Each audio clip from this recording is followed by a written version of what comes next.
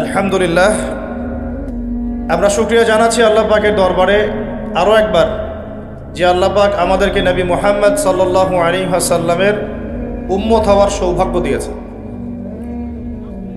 যখনই নবীর নাম আসবে অন্তরের অন্তঃস্থল থেকে পড়বেন সাল্লাল্লাহু আলাইহি ওয়াসাল্লাম। যে ব্যক্তি পড়ে না সে হচ্ছে এই পৃথিবীর সবচেয়ে বড় কৃপণ। নবীর নাম শুনেও যে দরুদ পড়ে না সেই পৃথিবীর কি বলেন সবচেয়ে বড় কি কৃপণ, বাখিল। যদি দরুদ পড়েন একবার পড়লে 10 নেকি পেয়ে যাবেন ইনশাআল্লাহ। 10টা গুনাহ মাফ হয়ে যাবে, আপনার মর্যাদা আল্লাহ 10 গুণ বাড়ায় দিবেন এবং আল্লাহ পাক আপনার প্রতি 10 বার রহম করবেন। নবীর নাম শুনলে দরুদ পড়তে হবে, এটা হলো মজলিসে বসার আদব। বয়ানে যতবার নবীর নাম আসবে পড়বেন সাল্লাল্লাহু আলাইহি ওয়াসাল্লাম। এটা হলো নবীর প্রেম।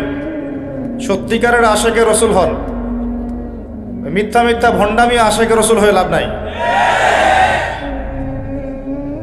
আর দিলের কান দিয়ে আলোচনা শুনবো ইনশাআল্লাহ, শুধু বাইরের কান দিয়ে না। এক কান দিয়ে শুনবো আর এক কান দিয়ে বের করে দিব, এই নিয়তে আলোচনা শুনবো না। আলোচনা শুনবো ইনশাআল্লাহ এই নিয়তে যে যা শুনবো কোরআন সুন্নাহ মোতাবেক হলে আমল করবো ইনশাআল্লাহ। যদি কোনো কথা কোরআন সুন্নাহর সাথে না মেলে দেওয়ালে ছুঁড়ে মেরে দিবেন, কোনো সমস্যা নেই, ঠিক আছে কথা। কোরআন সুন্নাহর সাথে মেলে কি না মেলে এটা বোঝার মতো যোগ্যতা আবার আপনাকে অর্জন করতে হবে। একজনের রোগ হয়েছে কি হয় নাই ওই রোগের বিশেষজ্ঞ তিনি বুঝতে পারবেন। আমি মেডিকেল সায়েন্সের বই বাসায় নিয়ে একা একা পড়লেও বুঝতে পারবো না, বুঝাতে পারিনি। একজন ডক্টর তিনি বুঝতে পারবেন আসলে রোগটা কি হয়েছে। তিনি যে বইগুলো পড়ে ডক্টর হয়েছেন সেই বইগুলো যদি আমি বাসায় একা একা পড়ি তাও আমি ধরতে পারবো না। পারবো না। অতএব মেলানোর আগে ওই যোগ্যতা অর্জন করতে হবে। আল্লাহ পাক তৌফিক দান করুন। এই যোগ্যতা একা একা অর্জিত হবে না, একা একা অর্জিত হবে না। কি দরকার? প্রয়োজন একটা কনস্ট্রাকটিভ সিলেবাস এবং ওলামায়ে কেরামের সহবত। দুইটা বিষয়, একটা হচ্ছে সিলেবাস, একটা হলো কি ওলামায়ে কেরামের সহবত। কি সহবত মানে? সঙ্গ। সহবত মানে কি? সঙ্গ। যেমন একজন ব্যক্তি উড়ে এসে পলিটিক্স করতে পারে না, সে রাজনীতিবিদদের সংস্পর্শে থাকে, আস্তে আস্তে আস্তে আস্তে শিখে এক পর্যায়ে সে বড় এমপি মন্ত্রী হয়। এই তো সিস্টেম। একজন ব্যক্তি উড়ে এসে টাপাস করে একটা অর্থনীতিবিদ হতে পারে না, অর্থনীতি নিয়ে পড়াশোনা করতে হয়, পড়ে পড়ে তাকে ইন্টার্ন দিতে হয়, কাজ করতে হয়, বিভিন্ন জায়গায় অভিজ্ঞতা অর্জন করে, আস্তে আস্তে বিভিন্ন সেমিনার অ্যাটেন্ড করে, তাই না, সার্টিফিকেট অর্জন করে, অর্থনীতিবিদদের সাথে পরামর্শ করে, তারপরে গিয়ে সে একজন অর্থনীতিবিদ হয়। একই ব্যাপার শিক্ষার ক্ষেত্রেও। একজন শিক্ষাবিদ হতে হলে শিক্ষা নিয়ে কাজ করতে হয়। আকাশ থেকে পড়লেই একজন শিক্ষাবিদ হয়ে যায় না। বাংলাদেশে হচ্ছে কিভাবে আল্লাহ ভালো জানে। বাংলাদেশে তো শরীফা চলতেছে। শরীফ বলতেছে আমি মনে মনে শরীফা। আপনারা হাসতেছেন ভাই, মানে আল্লাহর গজব যে কখন নামবে আল্লাহই ভালো জানে। আপনারা হাসতেছেন শুনে, আমরাও মাঝে মাঝে হাসি। হয়তো কওমে লূত নামে একটা কওম ছিল। এই কওমের মূল পাপ ছিল শিরক তো করতেই এর পাশাপাশি ছেলে ছেলে জেনা করত। এই সমস্যাটা বাংলাদেশে এখন আশঙ্কাজনক হারে বেড়ে গেছে। আগে ছেলে মেয়ে জেনা করতো, এটারও বুঝতাম, এটাও বড় রকমের হারাম। ওই যুগটা পেরিয়ে এখন আসতেছে ছেলে ছেলে। ছেলে ছেলে করলে তো সমাজের অনেকে আবার ভালোভাবে নিবে না, স্বাভাবিক। ঘুরাই খাওয়া লাগবে, কিভাবে খাওয়া যায়। ঘুরাই খাওয়ার জন্য এখন এটা চালু করা হলো যে আমি ছেলে, নাউজুবিল্লাহ, মনে মনে নাকি মেয়ে। মনটা মেয়ে মেয়ে করে, বাইরের কাঠামো নাকি ছেলের মতো, আবার মনটা ছেলে ছেলে করে, বাইরের কাঠামো মেয়ের মতো। এখন সার্জারি করে কি জেন্ডারটা ট্রান্সফার করতেছে, ওটাকে বলতেছে আর কি। এরপরে এই ব্যক্তি যদি যৌন সম্পর্ক কারোর সাথে করে, কার সাথে করবে? ছেলের সাথে। কার সাথে করবে? তাহলে আগে ছিল ছেলে, পরে হলো সহবাস করলো ছেলের সাথে। তার এখানে মূল বিষয়টা কি হলো? সমকামিতা। সমকামিতার কারণে আল্লাহ পাক কওমে লূতকে আকাশে উঠিয়ে, চিন্তা কর, মনে করেন পুরো ঢাকা শহরকে একেবারে ফেরেশতারা দুইটা পাখা দিয়ে উঠায়, আসমানে উঠায়, আসমান থেকে আল্লাহ পাক পাথর বর্ষণ করে সমস্ত অধিবাসীদেরকে থেতলা করে রজম করে এইভাবে উল্টা দিকে দাফন করে দিয়েছে। এটা পৃথিবীর ইতিহাস সাক্ষী আছে। জর্ডান, ডেড সি, মৃত সাগর, ওইখানে থাকতো এই সাদুম গোত্র, যাদের নবী ছিলেন লূত আলাইহিস সালাম। এমন একটা পাপ তারা করতো, মা সাবাকাকুম বিহা মিন আহাদিন মিনাল আলামিন, আল্লাহ পাক কোরআনে বলেছেন সূরা আনকাবুতের মধ্যে। এটা এমন একটা পাপ তারা করেছিল যেটা মহাবিশ্বে কেউ আগে কখনো করে নাই।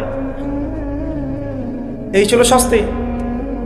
আর আমাদের নবী মুহাম্মদ সাল্লাল্লাহু আলাইহি ওয়াসাল্লাম তিনি বলেছিলেন একটা হাদিসের মধ্যে যে আমি আমার উম্মতের মধ্যে যে পাপগুলোতে সবচেয়ে বেশি ভয় পাই, যে আমার উম্মত যে পাপগুলোতে লিপ্ত হবে আমি এটা আশঙ্কা করি, ভয় পাই, তার মধ্যে অন্যতম একটা হচ্ছে সমকামিতা। বলেন আউযুবিল্লাহ। আমাদের নবীজি এটা আশঙ্কা করলেন কিভাবে? কারণ কিয়ামত পর্যন্ত কি হবে আল্লাহ রাব্বুল আলামিন তাকে জানিয়েছেন।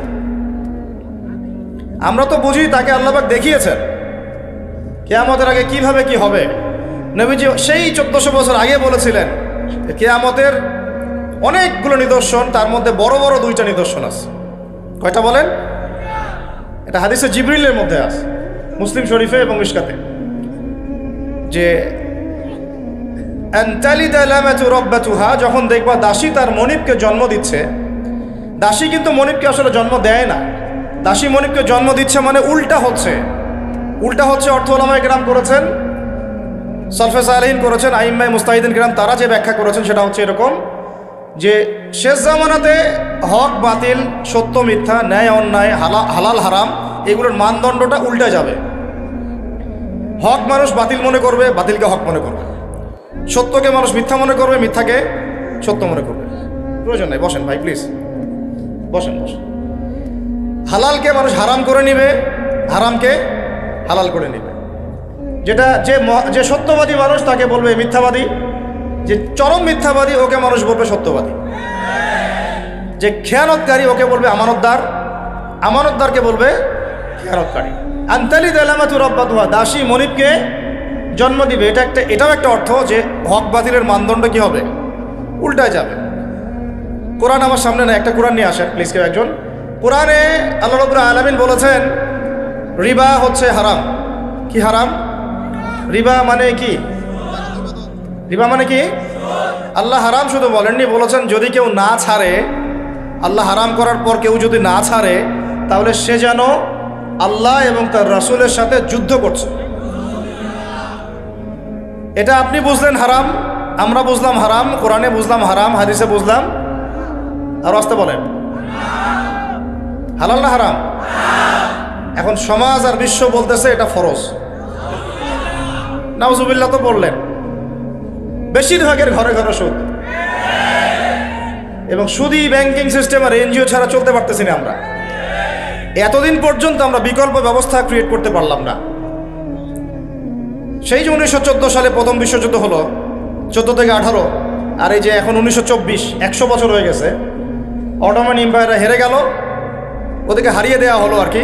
ভিতরের গাদ্দার কিছু ছিল, এরা আবার ব্রিটিশদের সাথে মিত্রতা করে এদের বিরুদ্ধে বিদ্রোহ করেছিল, করে উন্মুক্ত করলো, করে ওইখানে ঢুকালো। তারপর থেকে এই শুরু হলো এদের শাসন। এই বিগত 100 বছরে আমরা এখন পর্যন্ত এগুলোর বিকল্প ব্যবস্থা প্রণয়ন করতে পারি নাই। আপনি বলছেন হারাম, সবাই বলছেন হারাম, আর সমাজ বলছে কি শুধু হালাল না, সমাজ তো ফরজ করে নিয়েছে। বলি নাউজুবিল্লাহ। নবীজি এটাই বুঝাচ্ছেন, এমন একটা যুগের কথা সাল্লাল্লাহু আলাইহি ওয়াসাল্লাম, যে মানুষ আল্লাহর হালালকে হারাম করে নিবে, হারামকে হালাল করে নিবে, কোনো পরোয়া করবে না। তালি দালামাতু রাব্বাতুহা, মদ মাদক হালাল না হারাম? তাহলে কিভাবে মাদক লাইসেন্স পেতে পারে বলেন, আমাকে উত্তর দেন। একটা আদেশ লঙ্ঘন করার কারণে 70 জন সাহাবীকে জীবন দিতে হয়েছে। কতজন সাহাবীদেরকে? আপনি আমি তো কিছুই না রে ভাই। নবীজি বলেছেন সাল্লাল্লাহু আলাইহি ওয়াসাল্লাম, জাবালে রুমার উপর দাঁড়ায় থাকো তোমরা 50 জন তীরন্দাজ, মানে এখনকার মনে কর শার্প শুটার। এখন তো তীর নাই, আছে এখন শার্প শুটিংয়ের যুগ। দূর থেকে শুট করবে, একদম দেখা যাবে 3 কিলো 5 কিলো দূরে টার্গেটকে মারে ফেলছে, স্নাইপার দিয়ে মারা যাবে না? 50 জনকে রেখেছেন, তোমরা এই জাবাল রুমা থেকে নামবা না, যদি দেখো আমাদের দেহ পাখি এসে ঠোকায় ঠোকায় খেয়ে ফেলতেছে তবুও নামবা না। কার আদেশ? নবীজির আদেশ, নেতার আদেশ। সাহাবীরা মনে করলেন যুদ্ধ শেষ হয়ে গেছে। ওই মাঠে গেলে আমি আপনাদেরকে বুঝাতে পারতাম যে আসলে সাহাবীরা কোন দিকে মুখ করেছিলেন, কাফেররা কোন দিকে মুখ করেছিল, কোন দিক থেকে আক্রমণটা হয়েছে, কাফেররা কোন দিকে পালিয়েছে, কিভাবে খালিদ বিন ওয়ালিদ পিছন দিক দিয়ে আসলেন। এটা ওই মাঠে না গেলে আমি বুঝাতে পারবো না। এতটুকু বুঝেন, পিছন দিক থেকে ওই একটা আদেশ লঙ্ঘন করার কারণে 50 জন সাহাবী বেশিরভাগই নেমে আসলেন, মনে করলেন যুদ্ধ শেষ হয়ে গেছে। এদিকে খালিদ বিন ওয়ালিদ রাদিয়াল্লাহু আনহু তিনি তখনও কিন্তু মুসলিম হন নাই, তিনি তখন পর্যন্ত মুসলিম হন নাই, তিনি তখন ওই পক্ষে ছিলেন আবু সুফিয়ানের বাহিনীতে। পিছন দিক থেকে এসে মাত্র 1 ঘন্টা 2 ঘন্টার ব্যবধান হবে, 70 জন সাহাবী শাহাদাত বরণ করলেন। শেষ। পিছন দিক থেকে আক্রমণ করলেন, আর আবু সুফিয়ান পালিয়ে যাচ্ছিল সামন দিক থেকে, সে আবার ব্যাক করা শুরু করলো। 2 দিক থেকে চাপে পড়ে মুসলমানরা শেষ। এখন মুসলমানদের এই আসসামু ওয়া তাআ, শুনলাম মানলাম, এই জিনিসটাই মানুষের মধ্যে নাই এখন। শুনলাম মানলাম, দেখেন আমাদের নবীকে পর্যন্ত তার সাথে মার খেতে হলো। সাহাবীরা কি শুধু একা জীবন দিয়েছেন? আমাদের নবী সাল্লাল্লাহু আলাইহি ওয়াসাল্লামের দাঁত ফেলে দিল মেরে। একজন ইবনে কামিয়া নামে একজন ব্যক্তি লাআনাহুল্লাহ, সে তরোয়ালের নিচের অংশটা দিয়ে নবীজির এখানে আঘাত করেছিলেন। এতে করে লোহার কড়া ভেঙে চোখের উপর দিয়ে ঢুকে গেছে, এই যে ভুরুর উপর দিয়ে ঢুকে গেছে। এটা কত কষ্ট করে সাহাবীরা দাঁত দিয়ে টেনে বের করেছেন। একটা গর্ত খুঁড়ে রাখা হয়েছিল, ওখানে তিনি পড়ে গিয়েছেন, তাকে প্রেশার ক্রিয়েট করা হয়েছে, পিছনে যেতে যে পড়ে গিয়েছেন, পা মচকে গিয়েছে। একটা আদেশ লঙ্ঘন করার কারণে অনুসারী নেতা সবাই মার খেলেন। আমরা এখন বুঝতেই পারি না আসসামু ওয়া তাআ কি জিনিস। বারবার একই কথা বলা হচ্ছে, তারপরেও মানুষের বোধোদয় হচ্ছে না। যে উলামায়ে কেরামের সোহবতে থাকতে হবে, তাদের পরামর্শ জীবন গড়তে হবে, কথা শুনতে হবে, সিচুয়েশন বুঝতে হবে। তারা আপনাদের চেয়ে আমাদের চেয়ে অনেক বেশি জ্ঞানী বিচক্ষণ, তাদের সাথে মাশওয়ারা করে পরামর্শ করে জীবন করতে হবে। আর সবচেয়ে দুঃখজনক কি জানেন, যে আমাদের এখন পর্যন্ত উলামায়ে কেরামদের মধ্যেই একটা ইউনাইটেড প্ল্যাটফর্ম ক্রিয়েট হয় নাই।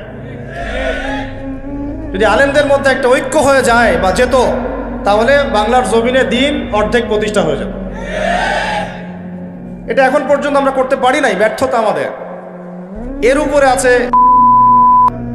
দৌরত্ব, ওদের ষড়যন্ত্র, ভিতরে মুনাফিকদের ষড়যন্ত্র, বাইরে আবার দেখা যায় উগ্রবাদীদের ষড়যন্ত্র, তারপরে দেখা যাচ্ছে সুদী কারবারের ষড়যন্ত্র, তারপরে তার উপর আছে হারাম সংস্কৃতি চাপিয়ে দেওয়া, শিক্ষার মধ্যে ভেজাল, খাবারের মধ্যে ভেজাল, কি আর কি বলবো, চতুর্দিক থেকে বেষ্টিত। তার মধ্যে দাড়ি টুপিওয়ালা কিছু মানুষও আছে আমাদের সমাজে ঘুরে বেড়াচ্ছে, আমাদের দুশ্মন, দাড়ি টুপি নিয়েই দুশ্মনী করতেছে। এদেরকে আপনি কিছু বলতেও পারবেন না, কারণ এরা লা ইলাহা ইল্লাল্লাহ মুহাম্মাদুর রাসূলুল্লাহ পড়ে। এদিকে আবার তাগুদের সাথে আতাতও করে, এদিকে কাফেরদের সাথে আতাতও করে, মুনাফিকদের সাথে আতাত করেও চলে। এখন বহুমুখী সমস্যায় আমাদের সর্বাগ্রে যেটা দরকার, সেটা হলো আমাদের সবার আগে আদব, ইলম, তাসকিয়া এগুলো অর্জন করতে হবে। আল্লাহ পাক আমাদের বোঝার তৌফিক দান। সবাই নিয়াত করেন যে আমরা সবাই প্রত্যেকেই যার যার ঘরে একজন করে আলেম তৈরি করবো ইনশাআল্লাহ, একজন করে হাফেজে কোরআন তৈরি করবো ইনশাআল্লাহ। আমাদের প্রত্যেক ঘরের মহিলারা আছে না, মা বোনরা আছে না, আমরা আমাদের মহিলাদেরকে ইনশাআল্লাহ একজন করে মহিলা হলেও, একটা মেয়ে আমার, একটা বোন, একজন হলেও আমি আয়েশা এবং খাদিজা রাদিয়াল্লাহু আনহুমা তাদের আদর্শ তৈরি করব। বেসিক কাজ করতে না পারলে উপরে এরকম শোডাউন দিয়ে কোনো লাভ নাই। আমি কথা কি বুঝতে পারছেন? আমি জানি আমার কথা সবাই নিতে পারে না, কিছু করার নেই, আমাকে বলতে হবে। যাদের নেয়ার ক্ষমতা আছে তারা নিবে ইনশাআল্লাহ। যারা মিসগাইডেড হচ্ছে বা ভুল পথে নিচ্ছেন, তাদের প্রতি আমার কিছু বলার নাই। আল্লাহ হেদায়েত দান করুন। আমাদের উপর দায়িত্ব এখন 2টা। সূরা আলাতে আল্লাহ পাক বলেছেন, ফাযাক্কির ইন নাফাআতিয যিকরা, উপদেশ দাও তুমি হে নবী মুহাম্মদ সাল্লাল্লাহু আলাইহি ওয়াসাল্লাম, তুমি উপদেশদাতা, তুমি উপদেশ দাও। যদি উপদেশ কোনো কাজে আসে, সায়াযাক্কারু মান ইয়াখশা, যারা আল্লাহকে ভয় করে অচিরেই ফিরে আসবে ইনশাআল্লাহ। যারা আপনারা আল্লাহকে ভয় করেন ইনশাআল্লাহ অচিরেই আপনারা মসজিদে ফিরে আসবেন, তালিমে ফিরে আসবেন, ইনশাআল্লাহ কোরআনের কাছে ফিরে আসবেন, ইনশাআল্লাহ সুদ ছেড়ে দিবেন, ঘুষ ছেড়ে দিবেন, দুর্নীতি ছেড়ে দিবেন, হারাম সম্পর্ক ছেড়ে দিবেন। যারা আল্লাহকে ভয় করে অচিরেই ফিরবেন ইনশাআল্লাহ। ওয়ায়াতাজান্নাবুহাল আশকা, যারা সীমা লঙ্ঘনকারী এরা তো ওদের অবস্থানের উপর অটল থাকবে, তাই না? অন্য আরেকটা সূরাতে আছে গাশিয়ার মধ্যে, ফাযাক্কির ইন্নামা আনতা মুযাক্কির, উপদেশ দাও, তুমি হচ্ছে উপদেশ দাতা, লাস্তা আলাইহিম বিমুসাইতির, তুমি মানুষের উপরে দারোগা নও। আমাদের এই দাওয়াতটা হবে আমভাবে সমস্ত মানুষদের উদ্দেশ্যে।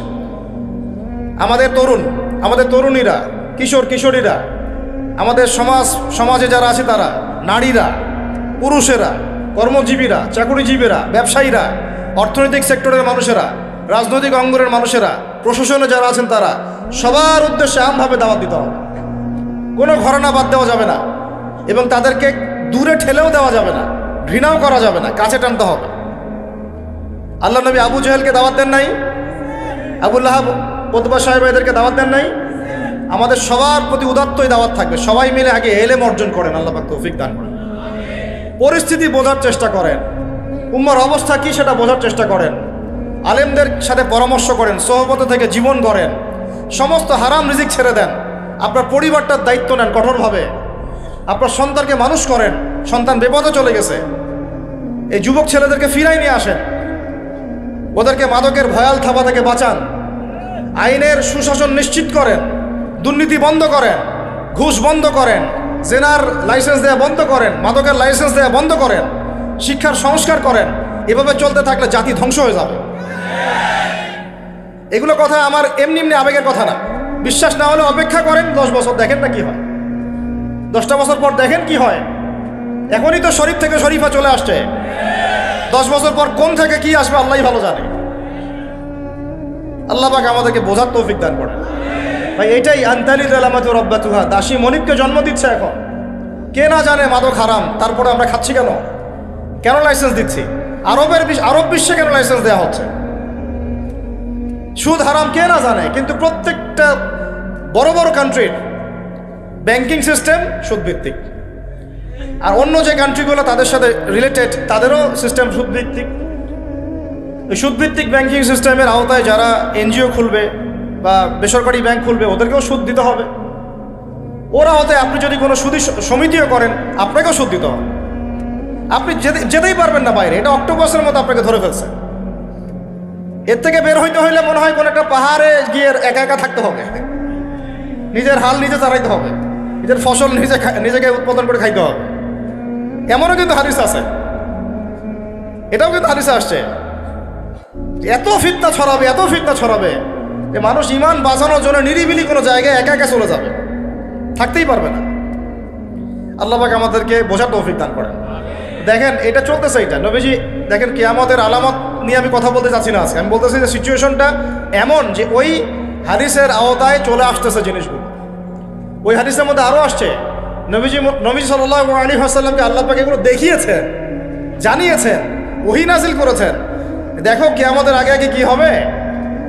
ওয়ানতারাল হুফাতাল উরাতাল আলাতা রিয়াশাই ইয়াতাতাওয়ালুনা ফিল বুনিয়ান। আমি জানি আপনাদের মধ্যে বেশিরভাগই হাদিসটা বুঝেন নাই অর্থটা, আমি অনুবাদ করে দিচ্ছি।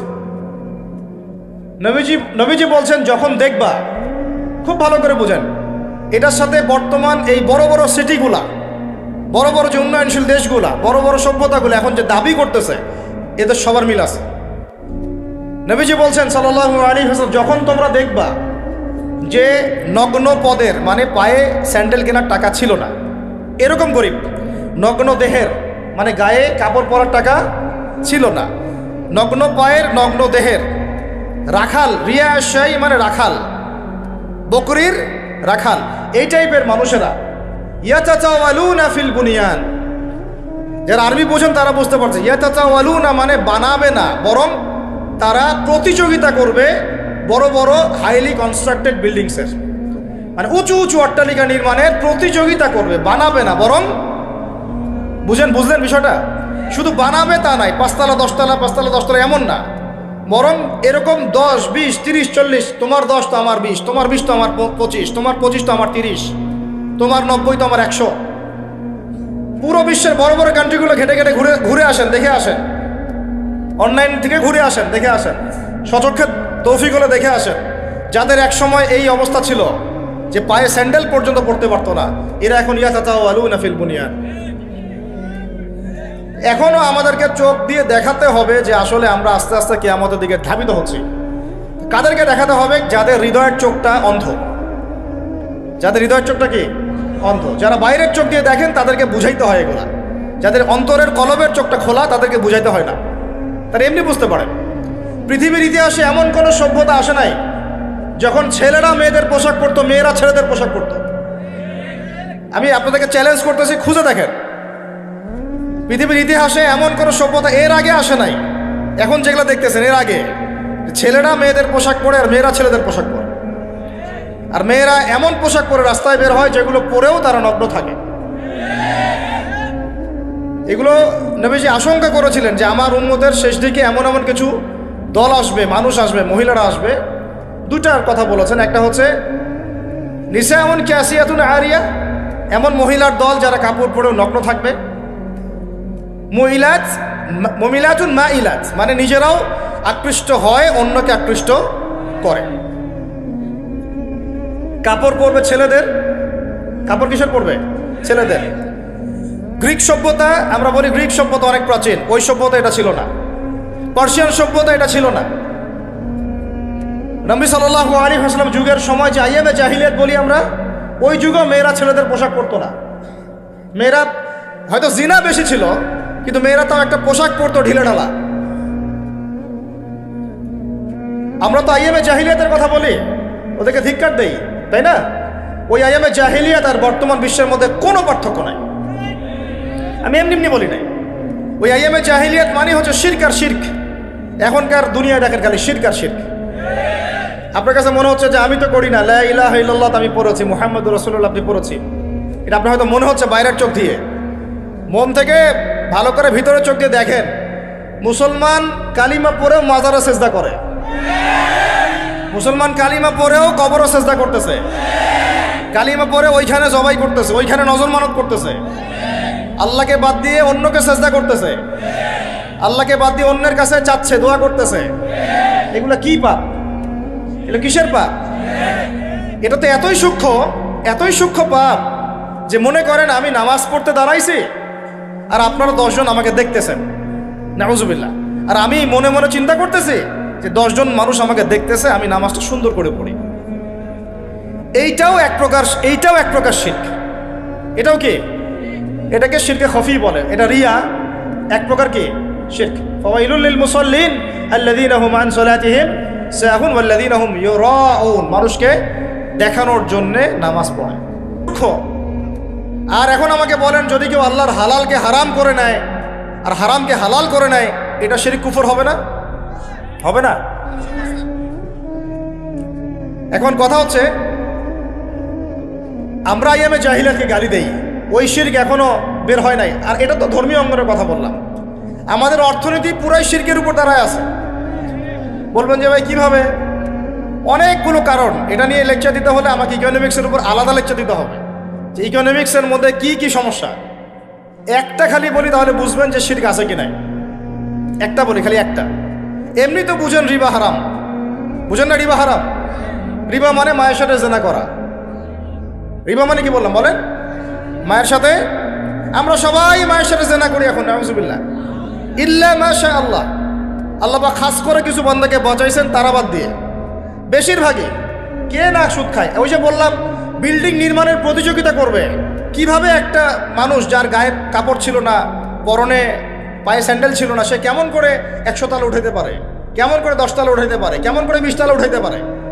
রাস্তা মাত্র 2টা থেকে 3টা। 1, সে অন্যায়ভাবে সম্পদ অর্জন করতেছে। 2, সে সুদের লোন নিয়ে এটা করেছে। 3, সে মানুষের হক নষ্ট করেছে। এত সহজ হালাল পথে 20 তলা উঠানো? এত সহজ?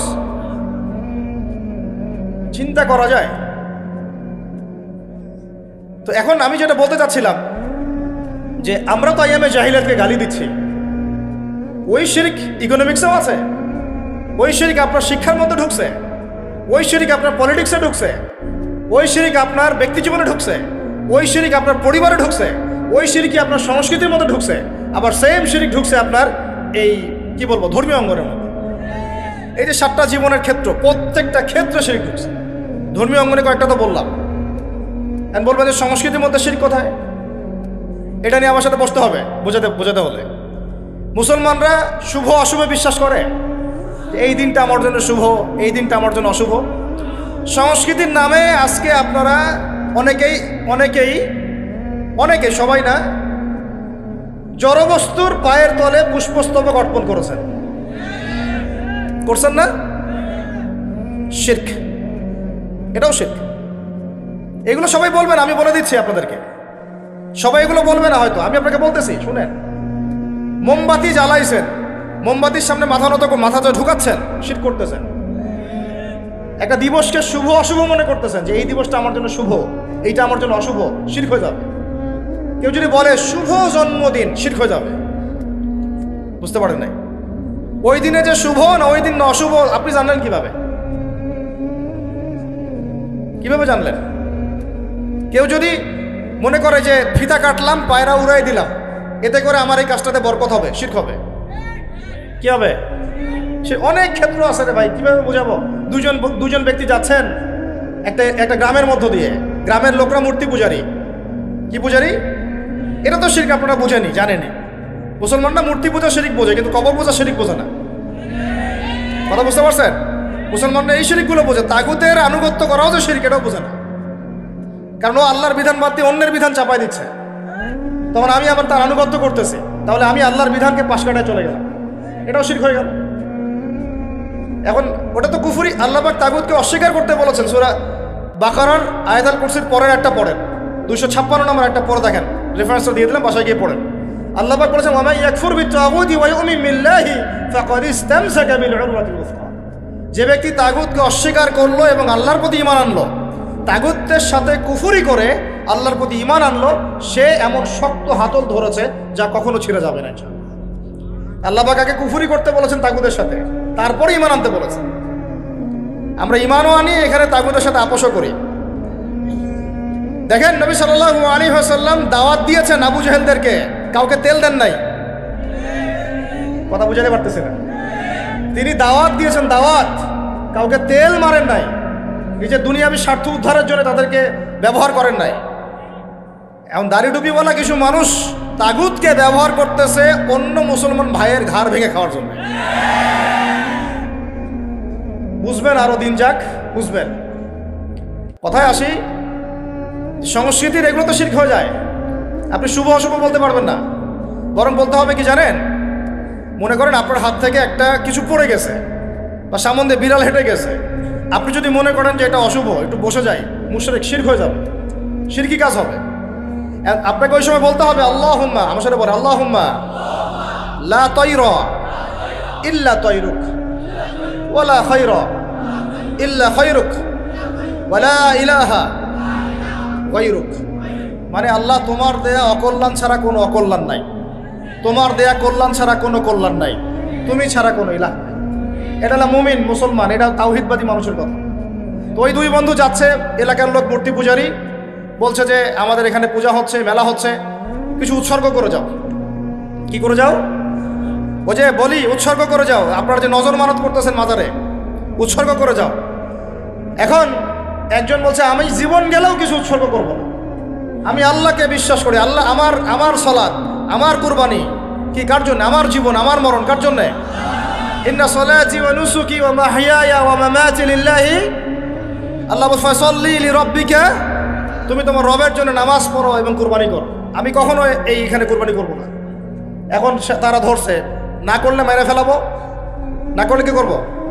ওই যে বাতিলের তো একটা অস্ত্র আছেই, ক্ষমতা কি আছে, বা ঠিকঠাক মতো আমার মতো না চললে দিব একদম মেয়েরা, সব জায়গায় ছেড়ে দেয়, নাহলে সবাইকে মেরে ফেলাবো, আছেই তো একটা অস্ত্র। এরা তো আর দলিল দিয়ে বা ন্যায় অন্যায়ের মানদণ্ড দিয়ে, সততা দিয়ে তো জিততে পারে না। অথচ আল্লাহ নবী সাল্লাল্লাহু আলাইহি ওয়াসাল্লাম মানুষের মন জয় করেছিলেন কি দিয়ে? সততা দিয়ে, তাওহীদ দিয়ে, সুন্নত দিয়ে, সুবহানাল্লাহ, তার আখলাক দিয়ে। তিনি কি কারোর উপর জোর করেছিলেন? ভয় দেখাইছেন কাউকে টাকার প্রলোভন দিছেন? দেখেন, এখন ওই একজন বন্ধু বলছে আমি দিব না, তারা বলছে যে একটা মাসি হইলেও দিতে হবে। তো সে বলছে আমি একটা মাসিও দিব না, তাকে হত্যা করা হলো। নবী সাল্লাল্লাহু আলাইহি ওয়াসাল্লাম বললেন এই ব্যক্তি জান্নাতে আছে ইনশাআল্লাহ। আরেকজনকে ধরা হয়েছে, তাকে বলা হচ্ছে একটা মাসি হলেও দিতে হবে। প্রথমে সে বলছে আমি কিছুই দিব না, পরে বলছে ঠিক আছে দিচ্ছি। একটা মাসি আর এমন কি, দিলে যদি পার পেয়ে বেঁচে যাওয়া যায়, পরে তওবা করে নিব। হেকমতের দোহাই আমরা বলি না অনেক সময়, হেকমত কি করতেছে এখানে?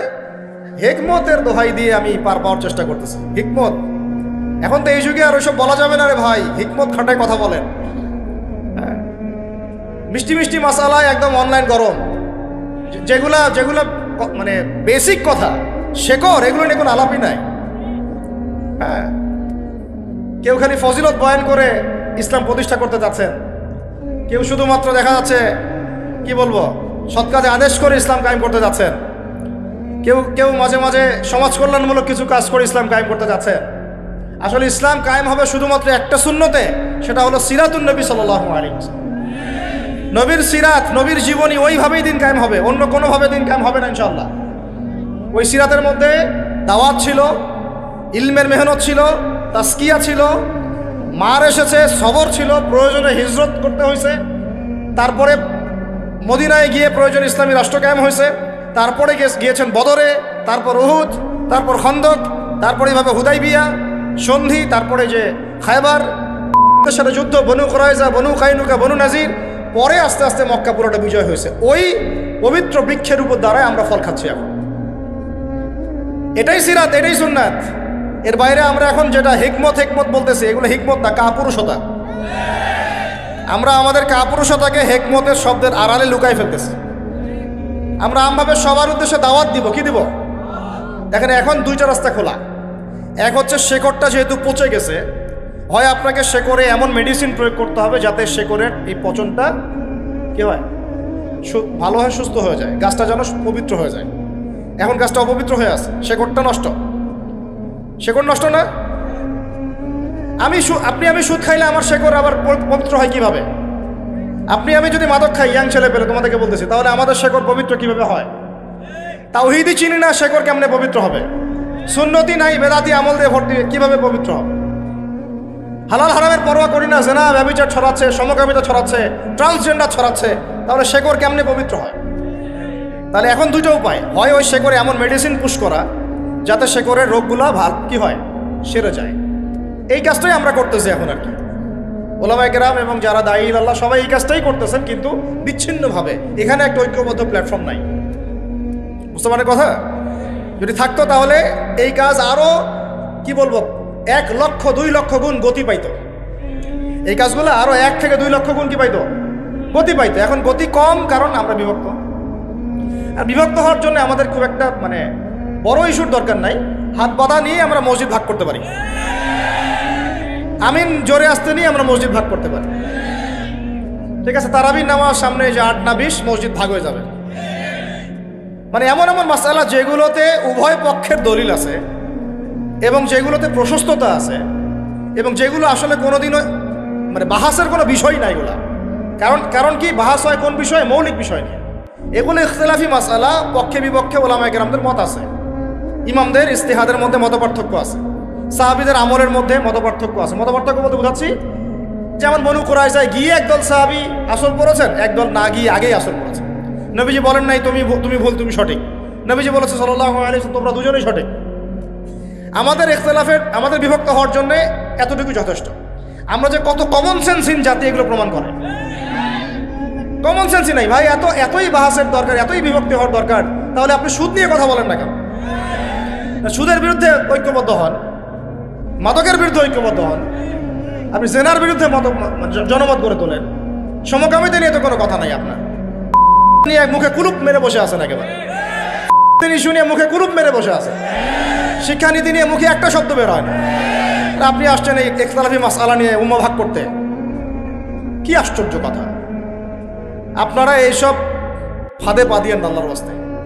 এই জন্য আমি শুরুতে একটা কথা বলছি, ওলামায়ে কেরাম ছাড়া একা একা দিন শিখবেন না। যে ব্যক্তি একা একা দিন শিখতে যাবে সে বিভ্রান্ত হয়ে যাবে। আর অনলাইনে তো মানে মারাত্মক, এখানে 80%ই 20% মধু।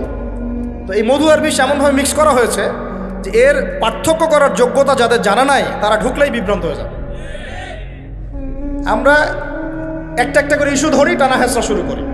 আজকে এইটা, কালকে ওইটা, কালকে শিক্ষানীতি, কালকে এইটা, কালকে ওইটা। আসলে যে শেকড়টা আমার বসে গেছে, এই জায়গায় যে মেডিসিন দেওয়া লাগবে এই চিন্তা করতেছে। এখানে দুইটা রাস্তা, এক হচ্ছে এই মেডিসিন যেটা আমরা এখন দিচ্ছি। বললাম এখানে আমাদের দরকার সবার ঐক্যবদ্ধ একটা প্ল্যাটফর্ম, আল্লাহ পাক তৌফিক দান করেন, এবং ওলামায়ে কেরামের সাথে পরামর্শ করে চলা। আর যদি নাও হয়, অ্যাটলিস্ট আমরা বিভক্তি আর বাড়াবো না। নাও হয় আর বিভক্তি বাড়াইতে যায় না, আল্লাহ পাক তৌফিক দান করেন। আর একটা অপশন বাকি থাকে, সেটা কি জানেন? যেটা ঈসা আলাইহিস সালাম করবেন আর ইমাম মাহদি করবেন। ওই পচা শিকড়ে যদি মেডিসিন দিয়ে কোনো কাজ না হয়, কথা বুঝেন, ওই পচা পচন ধরে একদম নোংরা দুর্গন্ধযুক্ত শিকড়ে যদি মেডিসিন দিয়ে কোনো কাজ না হয়, ধরতে হবে শেকড় টেনে উপরে ফেলে দিতে হবে। ওই কাজটা করবেন ইনশাল্লাহ কে? ঈসা ইবনে মারইয়াম, ইমামুল মাহদি ইনশাল্লাহ। তার আগেও অনেক মানুষ করতে পারে, আল্লাহ ভালো জানে। ওটার জন্য আবার ক্ষমতা লাগবে। ওইটা ধরার মতো আপনার ক্ষমতা আছে কিনা, ওই শেকড় তোলার মতো শক্তি আছে কিনা, তাই না? ওই শেকড়ের গভীরতা আবার কত, ওই সার্জারি আপনি করতে পারবেন কিনা, ওই এলেম তো লাগবে আগে, লাগবে না? ওই জনগণ তো লাগবে, ওই ক্ষমতা তো আপনার লাগবে। বাস্তবিক অর্থে এগুলো আমাদের একেবারে তলানিতে, এটাই বাস্তবতা। আর আমরা মাশাআল্লাহ অনলাইন গরম করে রেখে দিচ্ছি। বাস্তবতা এটা। বাস্তবতা হচ্ছে যে ফু দিয়ে উড়াই দেওয়া সম্ভব, কিন্তু আমরা মনে করি যে বাপরে বাপ আমরা কত শক্তিশালী হয়ে গেছি। আমরা এখনো কিছুই করতে পারি নাই, আমরা এখনো কিছু করতে পারি নাই। তবে আল্লাহ পাকের শুকরিয়া যে আল্লাহ পাক আমাদেরকে অন্তত মুসলিম পরিবারে জন্মগ্রহণ করার তৌফিক দিয়েছেন। এখন এটা সংস্কার দরকার, সংস্কার, এবং আমাদের এই চলমান প্রেক্ষাপট সম্পর্কে আমাদেরকে আগে চোখ কান খোলা রাখা দরকার। প্রবলেমগুলো ফাইন্ড আউট করা দরকার, সলিউশনগুলো লিখে ফেলা দরকার। তারপরে সবাই সবার জায়গা থেকে কাজ করতে হবে। একজন ব্যক্তি কাজ করবে, একজন আলেম কাজ করবে, খালি ইসলামিক দল কাজ করবে, একটা রাজনৈতিক দল কাজ করবে। সবাই যখন যার যার জায়গা থেকে আমরা কাজ করা শুরু করব, অবদান রাখা শুরু করব, ইনশাল্লাহ সমাজ ঠিক হয়ে যাবে। কথাগুলো বলাও অনেক সহজ, যদিও বা করা কিন্তু কঠিন। তো ভাই, আমি বলছিলাম যে একটা পয়েন্ট থেকে অনেক ভিতরে চলে যাচ্ছি। শিরকের কথাটা বলতে গিয়ে বলছিলাম প্রত্যেকটা ডিপার্টমেন্টে এখন শিরক আছে। এই যে ব্যক্তি মাসি কুরবানি দিল হেকমতের নামে, কোন ব্যক্তি মনে আছে? ভুলে গেছেন নাকি? আবার এক ব্যক্তি তো দিয়ে দিল না, সে জান্নাতে। এক ব্যক্তি দিচ্ছে মাছি, কি দিচ্ছে? মাছি তো আমাদের শরীয়তে নাইও কুরবানি করার, আছে তো বলে একটা মাছি দিলে কি হবে? হেকমত। ওই মাছি কুরবানি করার কারণে আল্লাহ নবী সাল্লাল্লাহু আলাইহি ওয়াসাল্লাম বললেন সে এখন জাহান্নামের আগুনে জ্বলছে। তাহলে আর আমরা যে মাশাআল্লাহ এখন গায়রুল্লাহ নামে বকরি জবাই দিচ্ছি, গরু জবাই দিচ্ছি, হ্যাঁ, ওখানে নজর মানত করতেছি, মানুষ এত বোকা হয় কিভাবে? অনেক সময় আবার দেখা যায় তারা বলে না এখানে জবাই করেন না, এটা এখানে রেখে দেন, পরে ওরাই আবার ওটা নেয়, ওটা আবার বাজারে সেল করে, ওটা আবার আরেকজনের হাতে যায়, সে ঘুরে আবার নিয়ে আসে, এভাবে এটা চলতে থাকে সার্কেল। মানুষ এত বোকা কিভাবে হয়? আল্লাহ ছাড়া আমার দোয়া কে শুনতে পারে? আমার দোয়া কে শুনে? আমাদের দোয়া শুনে আল্লাহ, আর কেউ না। আল্লাহ রাব্বুল আলামিন আমার সেজদা পাওয়ার হকদার, আর কেউ না। আল্লাহ রাব্বুল আলামিন আমার বিধান দেওয়ার হকদার, আর কেউ না। আল্লাহ পাক আমাকে বাঁচান, আর কেউ বাঁচায় না। আল্লাহ পাক আমাকে খাওয়ান, আর কেউ খাওয়ায় না। আল্লাহ আমার উপকার করেন, আর কেউ করতে পারে না। যদি কোনো অকল্যাণ স্পর্শ করে সেটা আল্লাহর হুকুমে করে, আর কেউ করতে পারে না। একদম আকীদা স্পষ্ট ক্লিয়ার থাকবে। আল্লাহ ছাড়া কোনো ইলাহ নাই, কোনো মাবুদ নাই, কোনো বিধানও নাই। আল্লাহ ছাড়া কোনো ইলাহ নাই, কোনো মাবুদ নাই, ইবাদত পাওয়ার হকদার কেউ নাই, কোনো হুকুমও নাই। এর বাইরে যদি যাই আমরা মুশরিক হয়ে যাব। এটা ধর্মীয় অঙ্গনে, আপনার সংস্কৃতির মধ্যে এগুলো আছে। হুতুম পেশা নিয়ে রাস্তাঘাটে ঘুরবে আমাদের ছেলেপেলে, কয়েকদিন পরে ঘুরছেও, আর এর আগে কয়েকদিন। ও মনে করে যে এই হুতুম পেঁচা আমার কল্যাণ ডেকে নিয়ে আসবে। শুভ অমুক বর্ষ, মানে শুভ মানে এটা আপনাকে শুভ নিয়ে আসবে। তো পেশা আমার শুভ কিভাবে নিয়ে আসবে? শুভ বুঝলাম, শুভ না হয় মেনেই নিলাম ওর তর্কের খাতিরে যে ও এটাকে শুভ মনে করতেছে। তো শুভর সাথে পেশার কি সম্পর্ক বলেন? পেশা, বাদর, হনুমান এগুলোর মূর্তির সাথে মুসলমানদের কি সম্পর্ক? এগুলোর সাথে শুভ অশুভের কি সম্পর্ক? সারা দিন খাবো পিৎজা, বার্গার আর হাই রেস্টুরেন্টে খাওয়া দাওয়া করা, ওই দিন একেবারে আমি একদম কি পান্তা ভাত আর ইলিশ মাছ, ওই দিন আবার এটার দাম হবে 2000 টাকা, 5000 টাকা প্লেট। মানে গরিবের সাথে একটা মশকরা করা। গরিবের সাথে একটা টিটকারি মারবো আর এই গরিব মানুষরা পান্তা ভাত খাইতে কিন্তু মজা লাগে আমার, আমরাও খাই মাঝে মাঝে, যারা খায় না তারা তো জানে না। পান্তা অনেকে বাধ্য হয়ে খায়, খাওয়ার নাই বাসায়, পান্তা বাধ্য হয়ে খায়। ওটাকে আপনি 5,000 টাকা প্লেটে, 3,000 টাকা প্লেটে খাওয়াচ্ছেন, গরিবের সাথে মশকরা। ওই টাকাটা তো গরিবকে দিতে পারতেন। কুরবানিদের সময় এরা বের হয় যে গরু কুরবানি না করে টাকাটা যদি দিত মানুষকে, তাই না? তা আমরা তো গরু কুরবানি করে 3 ভাগই করি, 1 ভাগ তো দিয়েই দিই মানুষকে, মিসকিনদেরকে 1 ভাগ দিয়ে দেই, 1 ভাগ কাকে দেই? আত্মীয়দেরকে দিয়ে দেই, আর 1টা ভাগ আমরা খাই। আমরা কি সব পুরা গরু ভোগবাদী দর্শনে খাই? এটা ত্যাগের চেতনায় খাওয়া হয়। তুমি কয়দিন একটা পশু জবাই করে 3 ভাগ করে মানুষকে দিছো? হ্যাঁ, একটা ব্রয়লার মুরগিও তো 3 ভাগ করে মানুষকে খাওয়াও না। এরা হচ্ছে এই সংস্কৃতির নামে যা চলতেছে, এটা নিয়ে আমি ইনশাল্লাহ আরেকদিন কথা বলবো। এই সংস্কৃতির নামে যা চলতেছে আপনাদেরকে মোশরেক বানায় ফেলতেছে, মোশরেক হয়ে যাচ্ছে আমরা এভাবে আস্তে আস্তে। আমাদের সংস্কৃতি এমন সংস্কৃতি আমরা লালন করি, পালন করি অবশ্যই, যেটা আমাদের জাতির সাথে মিল আছে, বাঙালি সভ্যতার সাথে মিল আছে, কিন্তু এটা কুরআন সুন্নাহর সাথে সাংঘর্ষিক না। যদি সাংঘর্ষিক হয় আমরা সেটা নিতে পারবো না। আর কুরআন সুন্নাহর সাথে সাংঘর্ষিক কোনো সংস্কৃতি নাইও আসলে। বাঙালি সংস্কৃতির মধ্যে কুরআন সুন্নাহর সাথে সাংঘর্ষিক কিছু ছিল না, নতুন করে আমদানি করা হয়েছে। এখন আসেন, আপনার অর্থনীতির মধ্যেও শিরক আছেন, বুঝাইতে গিয়ে এদিকে চলে আসছি। আমার হাতে একটা কিতাব দেখা যায়, কি এটা বলেন? আমরা সবাই এটাকে ভালোবাসি, মহব্বত করি, সত্যি করে বলেন? আল্লাহর কিতাব, নাউজুবিল্লাহ, কেউ যদি কোনো অমুসলিম জ্বালায় দেয় আপনার সামনে, আপনার রাগ উঠবে? আচ্ছা বুঝলাম, এটা তো বুঝলাম, আপনার আবেগে আমি শ্রদ্ধা করি। এখন এই কিতাবের মধ্যে আল্লাহ পাক সুদ হারাম করছে। এই কিতাবের মধ্যে আল্লাহ বলেছেন যে চুরি করলে চোরের হাত কাটে দিও। এই কিতাবে আল্লাহ বলছেন তোমরা ইয়াংরা স্পেশালি জেনার কাছেও যাও না। এটা ইয়াংদেরকে বলবেন স্পেশালি, জেনার করিও না, না মেয়ের সাথে হাত ধরিও না, না ঘরে ঢুকিও না এমন না, বেডে যাও না এমন না, ওর কাছেও যাও না। এই কিতাবে আল্লাহ পাক বলেছেন মাদক দ্রব্য হারাম। এই কিতাবে আল্লাহ পাক বলেছেন কি আল্লাহর সাথে কাউকে শরীক করা যাবে না, রাসূলের সুন্নতের বাইরে যাওয়া যাবে না।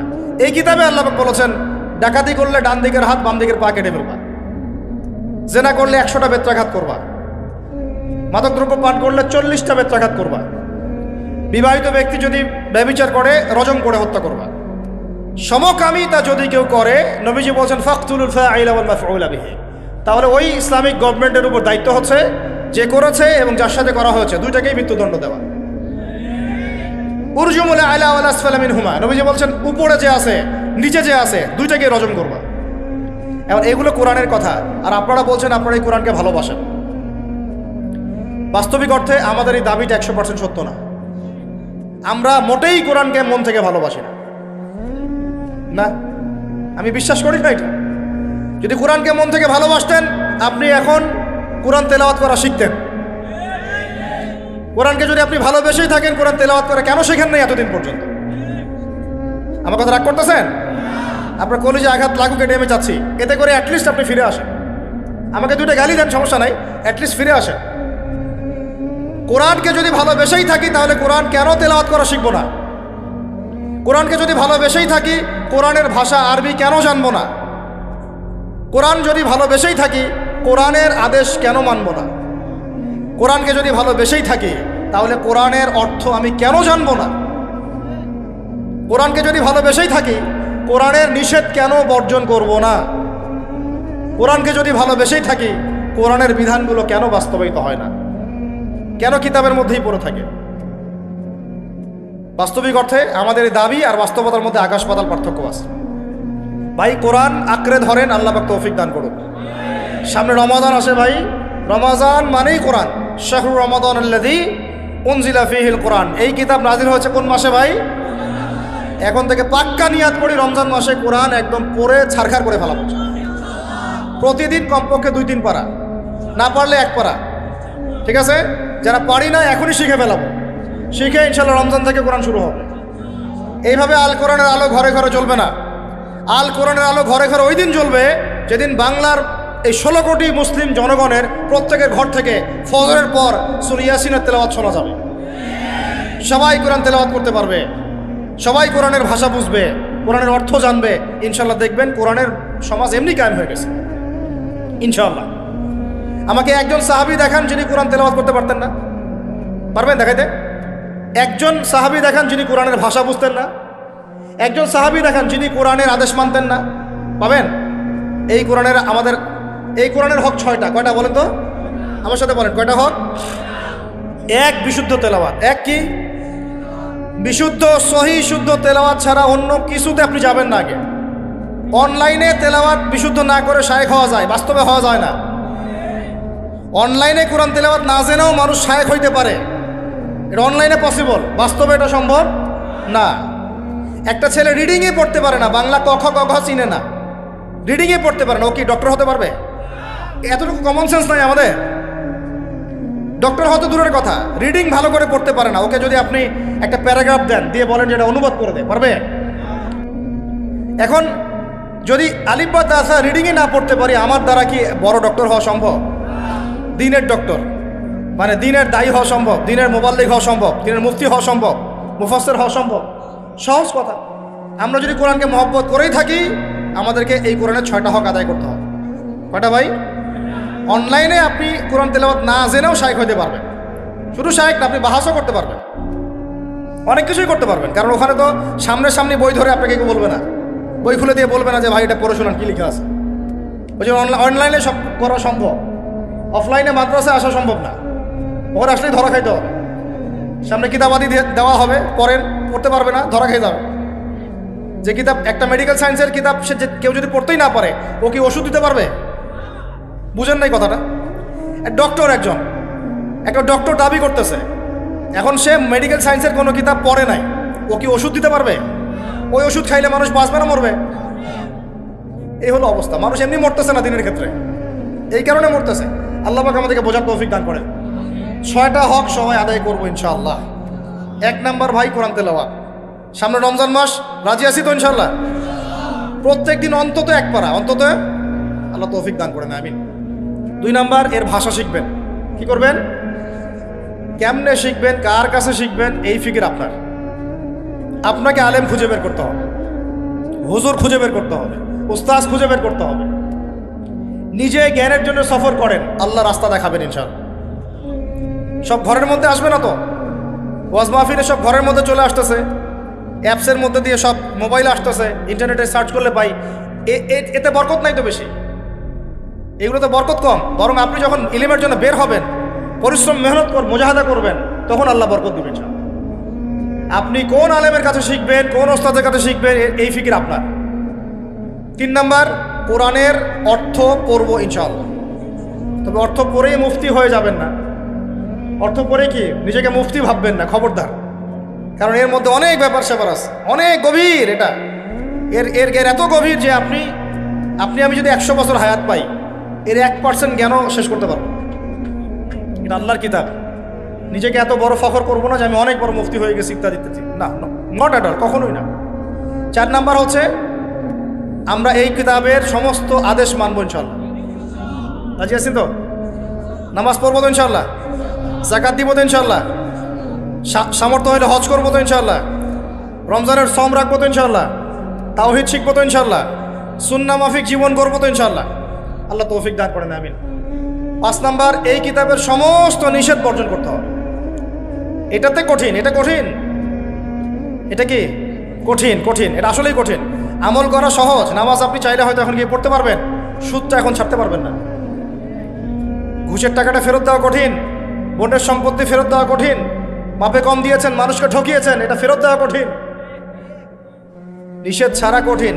নিয়াত করি, পাক্কা নিয়াত করি, আল্লাহ পাক এই কিতাবের সমস্ত নিষেধ আমাকে ছাড়া তৌফিক দান করেন, আপনাদের সবাইকে ছাড়া তৌফিক দান।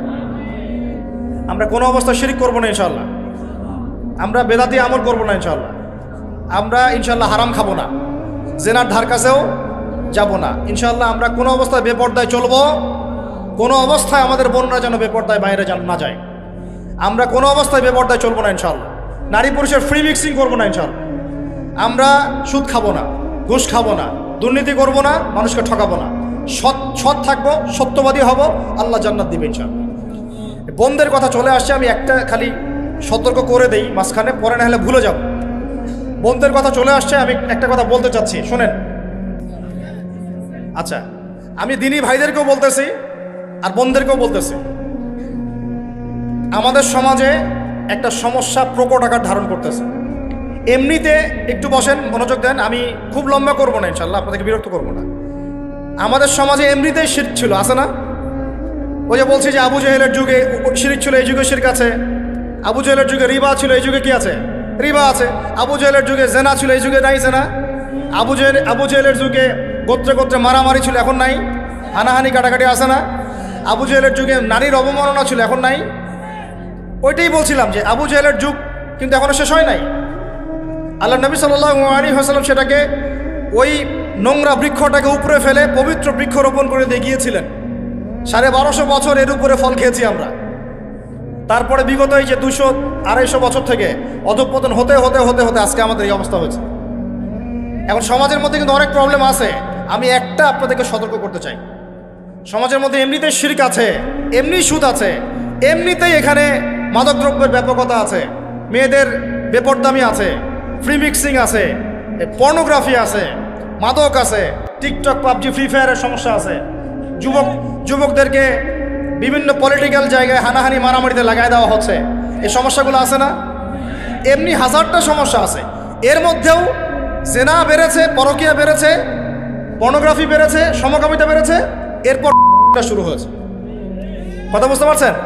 এর আড়ালে আরেকটা সমস্যা আছে, এটা অনেকেই আমরা দেখতে পারি না এবং আমরা এটা জানিও না, অনেকে বোঝার চেষ্টা করছি না। আমার কথাটা এই অংশটুকু যুবক যুবতীরা খুব ভালো করে শুনেন। দিনী বোন, যাদের বয়স হায়েজ হয়ে গেছে, যাদের হায়েজ হয়েছে, এখান থেকে শুরু করে সবাই, যারা বালেগ হয়েছে আমরা ছেলেরা, সবাই ভালো করে কথাটা শুনেন। বাংলাদেশে পিছন থেকে একটা নতুন সমস্যা রাইজ করতেছে। সমস্যাটা হচ্ছে, এমনিতেই আমাদের ছেলে মেয়েদের মধ্যে হারাম সম্পর্ক ছিল। এর স্কুলে, কলেজে, বিশ্ববিদ্যালয়ে যাচ্ছে, ফ্রি মিক্সিংয়ে পড়াশোনা করছে, বাসায় পর্ন দেখছে, ওখানে গিয়ে মেয়ের সাথে হারাম সম্পর্ক হচ্ছে, তারপরে প্রেমের সম্পর্কের নামে জেনা হয়ে যাচ্ছে, জেনা হওয়ার পরে ছেঁকা খেয়ে মাদক, তারপরে গান বাজনা, বাদ্যযন্ত্র ইত্যাদি ইত্যাদি, জীবনটা শেষ।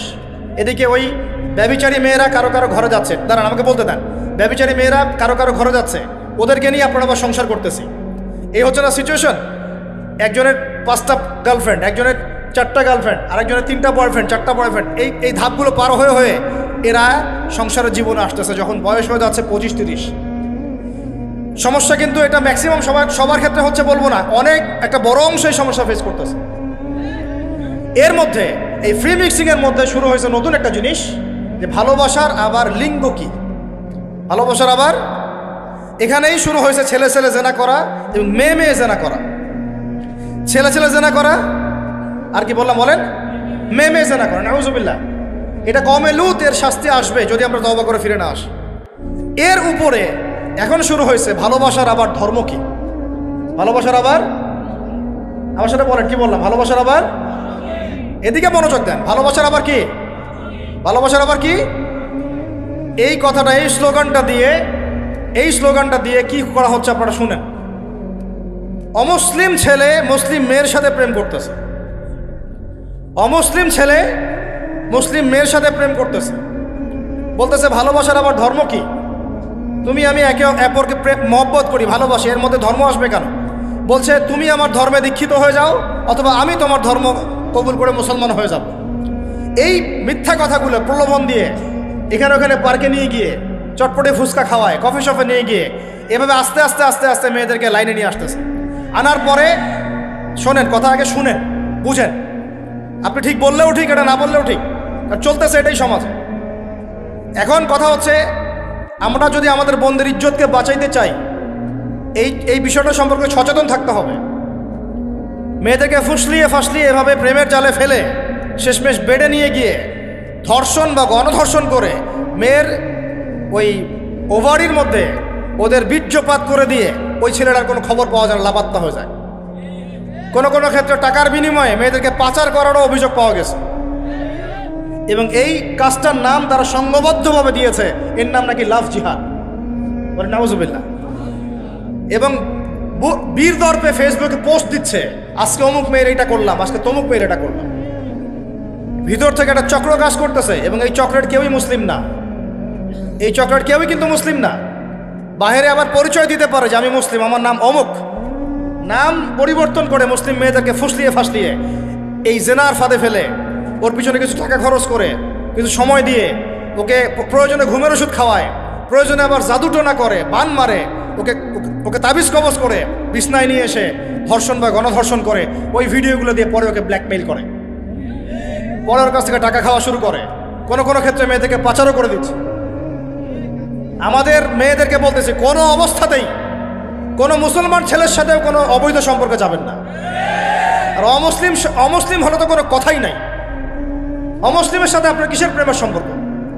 একটা চট দিয়ে দাঁত ফেলে দেওয়া দরকার মেয়ের। অমুসলিম ছেলের সাথে তোমার কিসের প্রেমের সম্পর্ক? পরে যখন এই ছেলেগুলো তোমাকে নিয়ে রেপ করে রাখবে তখন তোমার আক্কেল হবে? তখন তোমাদের হুঁশ ফিরবে? তখন এসে আমাদের কাছে মেসেজ করতেছে আমার এই সমস্যা হয়েছে, আমাকে এখন আমি কি করব বলেন। আমাদের ওয়াইফদের কাছে মেসেজ করে এরকম এরকম হয়েছে আমার সাথে, আমরা কি করব বলেন। তো তোমাকে কে যাইতে বলছো এই ছেলের কাছে? তুমি তোমার ইজ্জত ওখানে, তুমি তোমার পায়জামা কিভাবে খুললা সেখানে, আর কিভাবে বলবো বলেন? তুমি একজন মুসলিম ঘরের মেয়ে, তোমার ইজ্জতের দাম নাই, তোমার সম্মানের দাম নাই, তোমার ইজ্জত আবরুর দাম নাই। তুমি কেমন করে নগ্ন হয়ে বাইরে ঘুরতে পারো? তুমি কেমন করে একটা অমুসলিম ছেলের সাথে প্রেমের সম্পর্ক করতে পারো? কিভাবে তুমি একটা অমুসলিম ছেলের সাথে বেড়ে যেতে পারো? তার সামনে তোমার পায়জামা কেমন করে খুলতে পারো তুমি? আমার ল্যাঙ্গুয়েজ আপনি রাগ করেন না, আমি খুবই ফেড আপ এদের উপরে। একটা মেয়ে একটা মুসলিম ছেলের কাছেই তো যাইতে পারবে না অবৈধভাবে। যাইতে হইলে তোমার শর্ত 3টা, বিয়ে করতে হবে, বালেগ হইতে হবে, সাক্ষী থাকতে হবে, মোহর দিতে হবে, তারপর যাইতে পারবে। তোমাদের এত কুরকুরি কেন? তোমাদের এত কেন কুরকুরি? মুসলিম তো মুসলিম করতে করতে এখন অমুসলিমদের সাথে প্রেম করা শুরু করছো। আর যখন অমুসলিমদের দ্বারা তোমরা ধর্ষিত হচ্ছ, তোমাদেরকে পাচার করতেছে, তখন বলে এসে আমাদের কাছে চিঠি লেখো যে আমরা এখন কি করব। এদের কি ভাইয়া নাই? বাসায় কি বাবা নাই? বাসায় ভাই নাই? এই চক্র থেকে সাবধান থাকেন। আর আমাদের সমাজে যারা দায়িত্বশীল, রাষ্ট্রের যারা দায়িত্বশীল, যারা উপরের লেভেলে আছেন, এই বিষয়গুলোর উপর কঠিন দৃষ্টি দেওয়ার জন্য আমি রিকোয়েস্ট করব। আমরা কিন্তু কোনো ধর্মের মানুষের সাথে কোনো দ্বন্দ্ব চাই না। চাই আমরা যে 50-60 বছর থেকে একসাথে বসবাস করতেছি, আমরা কি কোনোদিন কারোর সাথে মারামারি করছি? কোনোদিন দেখছেন যে খ্রিস্টান মুসলিম মারামারি হচ্ছে? মুসলিম মারামারি হচ্ছে বাংলাদেশে, হিন্দু মুসলিম মারামারি হচ্ছে বাংলাদেশে, দেখেছেন কখনো? এখন কি নতুন করে শুরু হলো এগুলো? আল্লাহ রাব্বুল আলামিন আমাদের দ্বীনি ভাইদেরকে বুঝদান করেন, বোনদেরকে বুঝদান করেন। কোনো অবস্থাতেই মেয়েদেরকে আপনি এভাবে ছেড়ে দিয়েন না বাইরে। কোন অবস্থাতেই একটা মেয়ের হাতে অকালে মোবাইল ফোন তুলে দিয়েন না।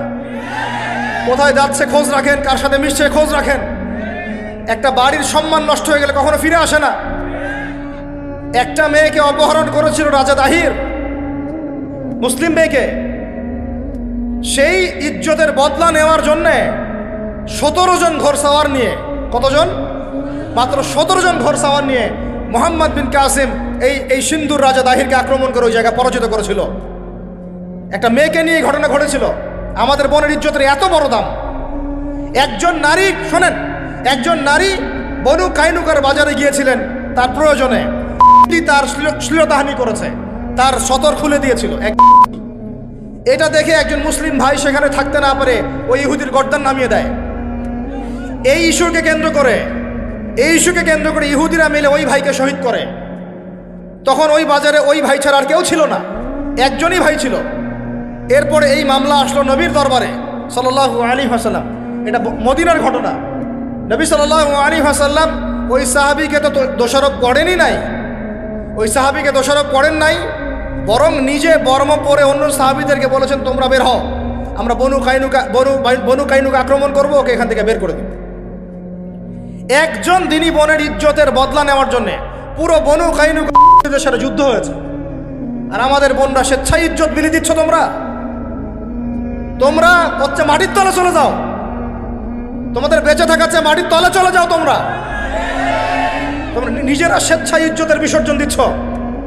আমি ইয়াং ছেলেপেলেদেরকে বলছি, ভাই আমরা আসছি আল্লাহর ইবাদত করতে, এখানে আল্লাহর দিনকে জিন্দা করতে। আল্লাহর দিনকে সমাজে কায়েম করতে জিনার সাথে আমাদের কি সম্পর্ক থাকতে পারে? পর্নের সাথে আমার আপনার কি সম্পর্ক থাকতে পারে? আপনার আমার এরকম হারাম সম্পর্কের সাথে কি সম্পর্ক থাকতে পারে? এগুলো কোনো অবস্থাতে আমরা ধার কাছে যাবো না ইনশাআল্লাহ। আল্লাহ রাব্বুল আলামিন আমাদের ভাইদেরকে বুঝদান করেন, বোনদেরকে বুঝদান করেন। আমি যা বলেছি আমাকে আমল করার তৌফিক দান করেন, আপনাদের সবাইকে আমল করার তৌফিক দান করেন। তাই শেষ করে দেই, শেষ কথাগুলো হচ্ছে এই যে শিরক আর এই যে কুফর, এই হারাম, এই জাহেলিয়াত, এই নোংরা শেকড়, এগুলো এখনো দূর হয় নাই। এগুলো দূর করতে হলে আমাদেরকে বুঝতে হবে শিরক কত প্রকার, কি কি, তাওহীদ কাকে বলে, কত প্রকার, কি কি, সুন্নাহ ভিত্তিক জীবন গড়া, এলেম অর্জন করা, উলামায়ে কেরামের কাছে এসে সোহবতে থাকা, হালাল খাওয়া, নিজেদের পরিবারের যত্ন নেন, পরিবারকে নিয়ন্ত্রণ করেন, সৎ কাজে আদেশ করেন, অসৎ কাজে নিষেধ করেন। আল্লাহর ওয়াস্তে দিনের এই মেহনত, এই দাওয়াতের মেহনতে আপনিও কাফেলায় শরীক হন এবং আপনার জান, মাল, সময়, শ্রম যা আছে ভাই, এগুলো দিয়ে আমরা দিনের খেদমতে আল্লাহর জন্য নিজেকে ওয়াকফ করে দিই। আল্লাহ পাক আমরা সবাইকে তৌফিক দান করেন, আমিন।